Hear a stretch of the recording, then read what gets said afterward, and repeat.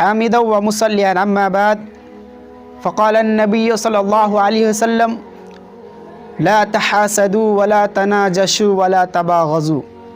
راوی حدیث ابو ہریرہ رضی اللہ تعالی عنہ ہے، مسلم شریف کی حدیث ہے۔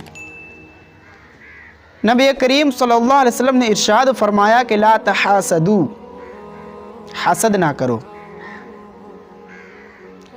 حسد کی برائی کو بیان کرتے ہوئے گویا کہ نبی کریم صلی اللہ علیہ وسلم نے مسلمانوں کو حسد کرنے سے روکا۔ ہمیں اس بات کا بھی علم ہونا چاہیے کہ دنیا میں جو سب سے پہلا قتل ہے وہ حسد کی وجہ سے ہے۔ تو کہنے کا مطلب یہ ہے کہ حسد کی ہی وجہ سے دنیا میں سب سے پہلا انسان کا قتل ہوا ہے۔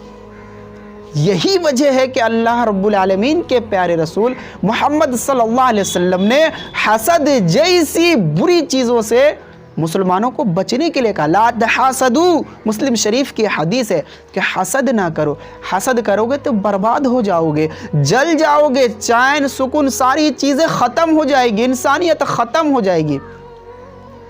دوسری حدیث میں نبی کریم صلی اللہ علیہ وسلم نے ارشاد فرمایا کہ حسد تو بالکل جائز ہے نہیں، لیکن اگر رشک کرنا چاہے تو دو چیزوں میں رشک جائز ہے، تلاوت قرآن میں اور اللہ رب العالمین کی راہ پہ اللہ تبارک و تعالیٰ کے راستے میں دان و خیرات کرنے میں۔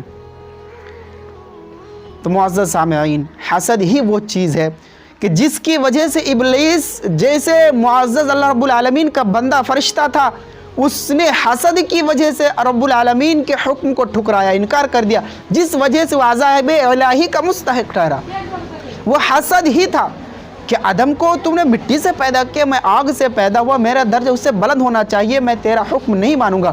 رب کے کلام کو اس نے ٹھکرایا اور سجدہ ریز ہونے سے انکار کر دیا، سجدہ کرنے سے انکار کر دیا، حسد کیا، جس وجہ سے وہ عذاب الہی کا مستحق ہوا، اور وہ جہنم کا اس کا ٹھکانہ، آخری ٹھکانہ اس کا جہنم ہوگا۔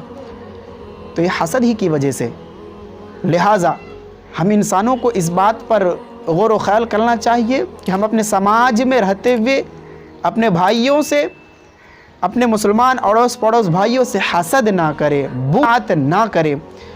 برائی کے سوا اس میں کچھ نہیں ملے گی، کامیابی تو دور کی بات، اس کی بو تک نہیں ملے گی۔